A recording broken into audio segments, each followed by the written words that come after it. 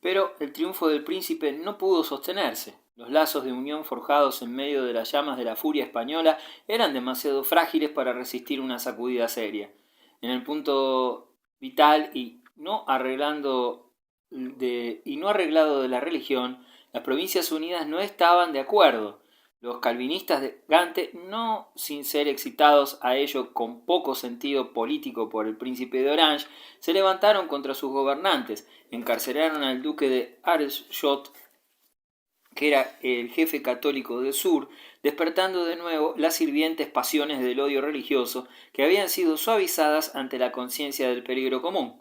Y contra un país así inflamado y dividido, se lanzó a la cabeza de un ejército de 20.000 hombres escogidos el más cumplido soldado y diplomático del Imperio español. El duque de Parma no era torpe ni estaba sediento de sangre como el duque de Alba, no era un soñador como don Juan. Sabía suavizar, adular y conciliar, pero mientras desarmaba a los recelosos, podía también golpear. Con su decisiva victoria de Gembloux, junio de 1578, aseguró definitivamente las provincias meridionales para España. Esta batalla decidió que Holanda y Bélgica hubiesen de llevar una existencia separada, que, excepto el breve e incómodo periodo de unión entre 1815 y 1830, ha continuado ininterrumpida hasta hoy. Que Bruselas y La Haya sean dos ciudades tan alejadas por su espíritu como próximas en el espacio es algo que cabe atribuir principalmente al duque de Alba, que aplastó a los protestantes meridionales del siglo XVI, y al duque de Parma, que impidió su vuelta y su renacimiento. Estos dos militares extranjeros, el primero de execrable memoria y el segundo de recuerdo más honorable, han contribuido a hacer de la Bélgica moderna.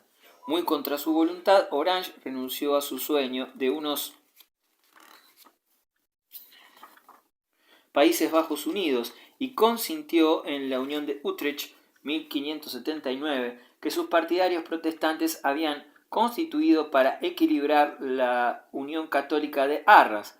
No le quedaba ya sino dedicarse a defender a los obstinados calvinistas del norte, que habían puesto su destino en sus manos y estaban dispuestos a sacrificarlo todo por sus creencias.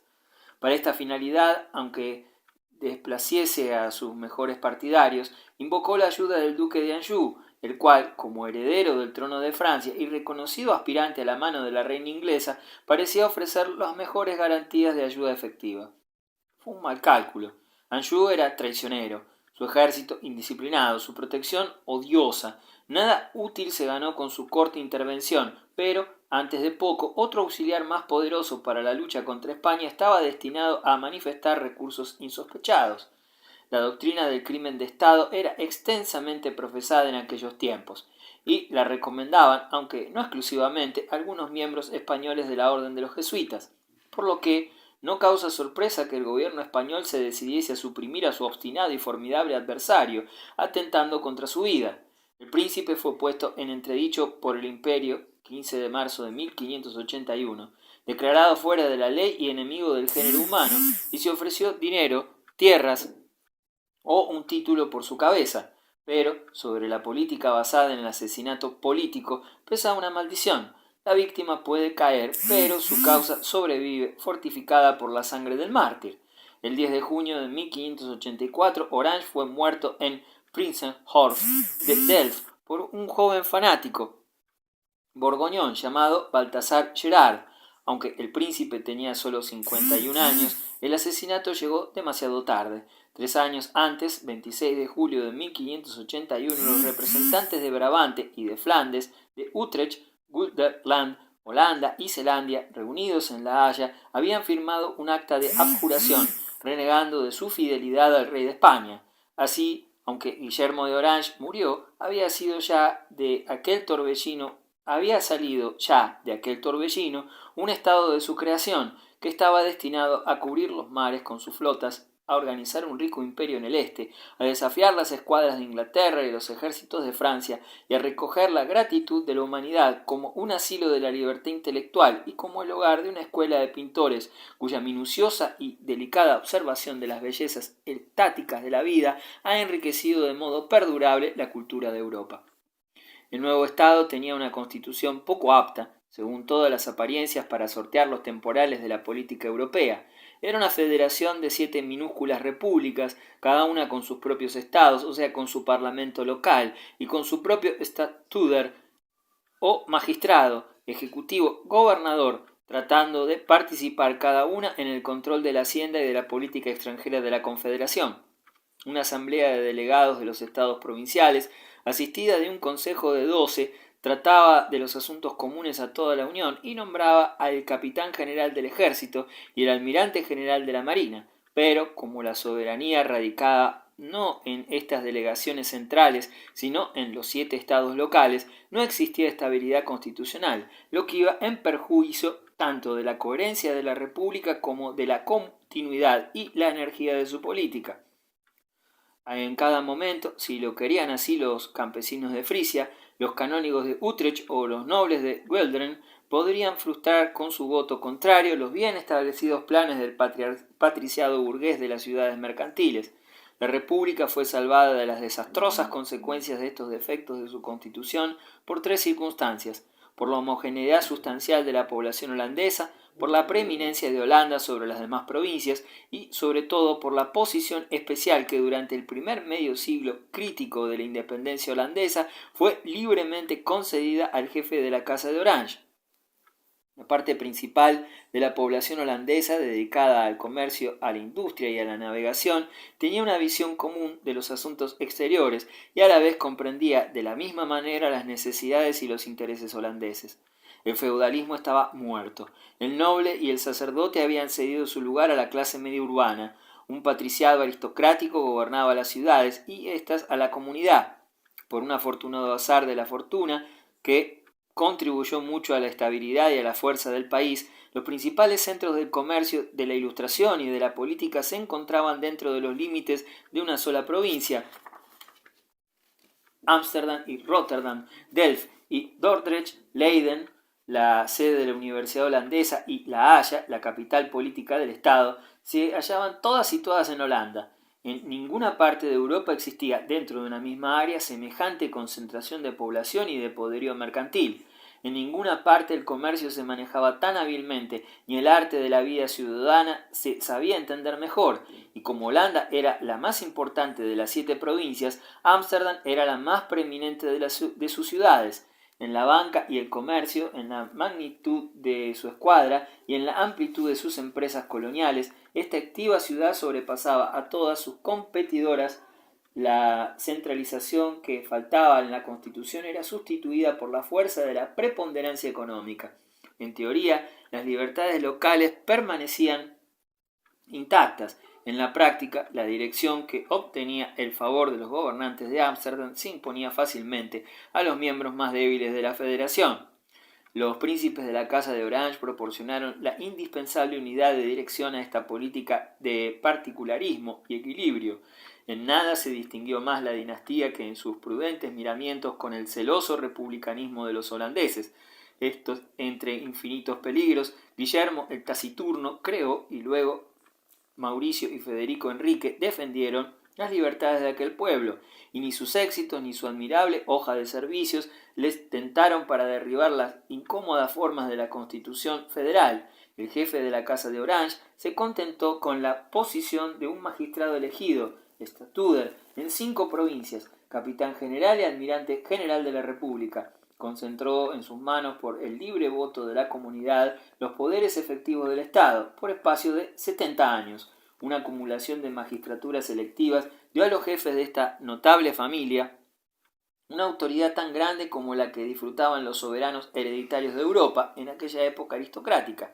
Luego, después de la muerte de Guillermo II, 1650, vino una larga minoridad durante la cual la dirección de la República pasó a manos del principal magistrado civil de su provincia directiva, el gran pensionario de Holanda, pero la memoria de la Casa de Orange seguía viva en los corazones del pueblo holandés, y en las horas de su mayor peligro, cuando la pequeña república se hallaba amenazada de destrucción por el gran poder militar de Luis XIV, llamaron para salvarlos al bisnieto de Guillermo el Taciturno, y no lo llamaron en vano.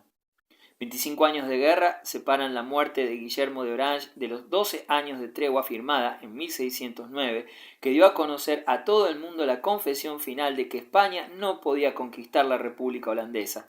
Lo que salvó a los holandeses fue, primero, la diversión de los esfuerzos militares españoles contra Isabel y contra Enrique IV, y luego que las Provincias Unidas hubiesen descubierto un gran estadista y un gran general. Cuando Guillermo cayó a manos de un asesino, el duque de Parma estaba en la cumbre de su triunfante carrera. Una a una las ciudades de Flandes y Brabante caían ante su victoriosa pericia. Tomó Bruselas, asaltó a Amberes, amenazaba vencer los últimos baluartes de la causa protestante, Holanda y Zelandia, si pronto no llegaba socorro. Es poco probable que el pequeño ejército inglés, mandado por el conde de Leicester, que la reina Isabel lanzó a Flisinga para restablecer la situación, hubiese podido resistir permanentemente las fuerzas que el comandante español podía fácilmente reunir y enardecer, pero los esfuerzos del duque de Parma habían de dispersarse. Se le ordenó primero reunir un ejército para la invasión de Inglaterra, y cuando la esperanza de llevarla a cabo se desvaneció con la dispersión de la armada que apoyase los intereses de su señor en la guerra civil de Francia, cuando hubiera podido dominar a Ámsterdam, se le envió a socorrer a París. Mientras sus tropas hubieran podido conquistar Holanda, se las requirió para una fútil ocupación de Rouen, y así, entretenido en diversas operaciones militares sin finalidad importante, aquel gran soldado murió 1592 con su tarea inacabada. La constitución holandesa, como la americana de hoy, se prestaba mal a soportar los esfuerzos y las imposiciones de la guerra.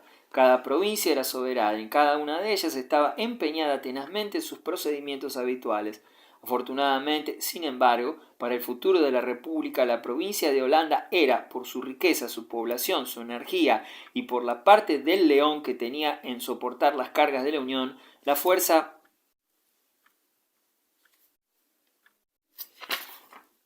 predominante en los estados generales, y durante 32 años, 1586-1618, la influencia de Holanda fue manejada por su procurador, Juan van Oldenbarnevelt, aquel hombre prudente, experimentado y de espíritu liberal, que fue por mucho tiempo la verdadera cabeza civil de la nueva república. La fortuna dio un admirable compañero en Mauricio de Nassau, el hijo militar de Guillermo de Orange.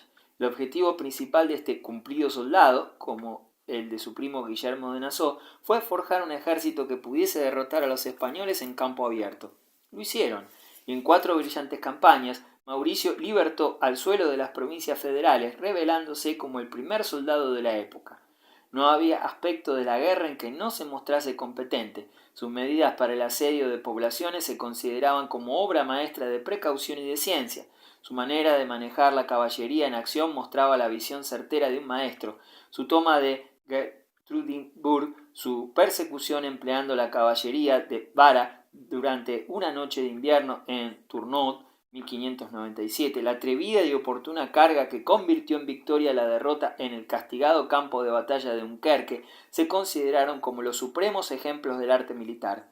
Entretanto, los españoles eran dominados en el mar. Una gran victoria naval en Gibraltar en 1607 anunció la decidida superioridad de los holandeses e indujo al enemigo a pensar en la paz.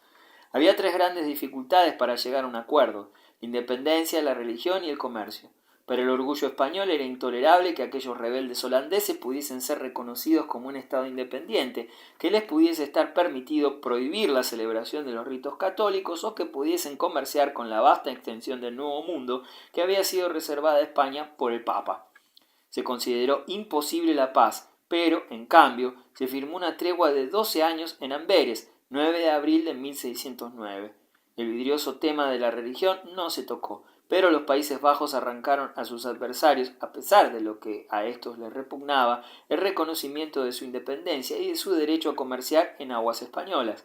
El caso era que, durante aquellos 25 años, la mejor parte de la población holandesa se había lanzado al mar, dejando que sus ejércitos territoriales se organizaran principalmente con alemanes, ingleses o escoceses. Un capitán holandés invernó entre los hielos árticos, Una escuadra holandesa visitó China y Siam. Se establecieron factorías holandesas en las Islas de las Especias. En 1601 se organizó una compañía holandesa en las Indias Orientales, la primera de las grandes compañías privilegiadas. La riqueza recientemente adquirida por medio de un expansivo comercio mundial nutría el esfuerzo de guerra de aquella pequeña y vigorosa comunidad y, después de una generación de lucha desesperada, le permitía negociar una tregua victoriosa con la primera potencia militar de Europa.